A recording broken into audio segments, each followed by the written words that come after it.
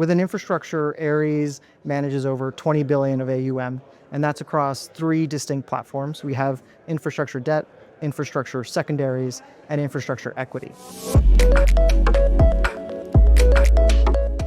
Those mega funds, as they get larger and larger, need to write larger and larger checks. There's a huge opportunity because the majority of the market is in this middle to small cap space. We can write smaller checks and grow them to a size that allows us to exit to the core plus and the value add larger funds in the market. So it does create a very clear exit opportunity, because if you're sitting on an investment that's worth billions of dollars, they become very difficult to exit.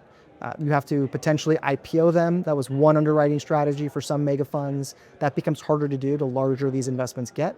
At some point, you might need to even delever through selling down assets in the open market, which puts pressure on cap rates for data centers, for example, or discount rates on power projects or midstream pipelines, and they might be forced to sell at suboptimal levels.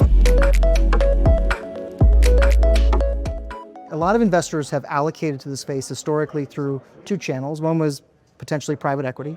The other one was real estate. And I think there's some key themes that we hear a lot about. In particular, location is critical to infrastructure. It's about land ownership. It's about building on those lands, shells that are powered, that provide an essential service to consumers. But overall, it should be a diversifier for real estate, because what you're investing in are essential assets and companies that provide that critical service for the general economy, and that should be insulated from general market stress. iCapital has allowed us to gain access to a very different pool of investors. The democratization of the private markets and bringing our solutions to all investors, not just institutional investors. We want investors to be able to access private credit, real assets and infrastructure and real estate, secondaries and private equity, but to do it in a way that it's more about a solution for their portfolio.